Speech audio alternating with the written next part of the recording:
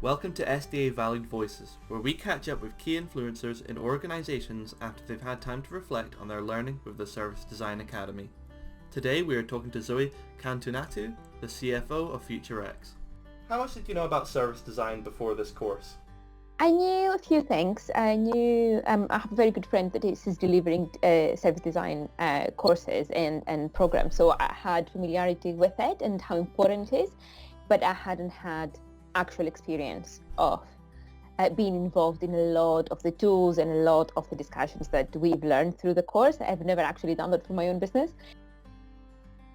So it's something that I was familiar of the theory of it, and I knew the benefits of it, but I haven't actually experienced it myself. Awesome, good answer. Question 2 then, how would you define service design? I would define it as a guided analysis of what you're doing from a perspective outside of yourself.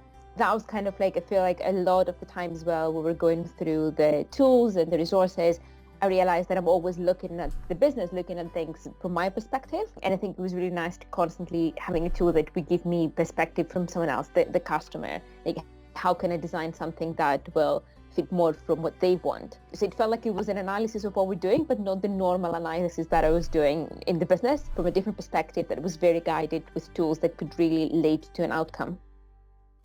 Awesome. Question 3, was this different to training that you've done before? It was a bit different, I think, mostly because of how much hands-on it is. Exactly, because you go with a particular problem that you have, something that you're trying to solve. So it doesn't feel like training, oh, I'm learning these tools and then I will eventually go and do that myself. It feels like, oh, I'm working on something right now and I'm trying to solve my problem whilst I'm learning at the same time. And then I have this tool that now I can use again. It felt more of like problem solving, and I'm trying to understand things for myself. And then eventually I've left being like, oh, and I actually have these tools that I can use again in the business or with other people. So final question, what value has this learning experience had for you?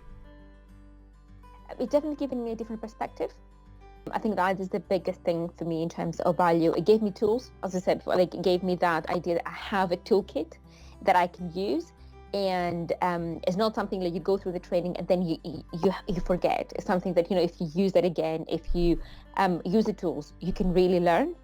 But I think kind of like for me, it has been that taking a step back and spending time to look at things and using the tools for what is there, like for the outcomes.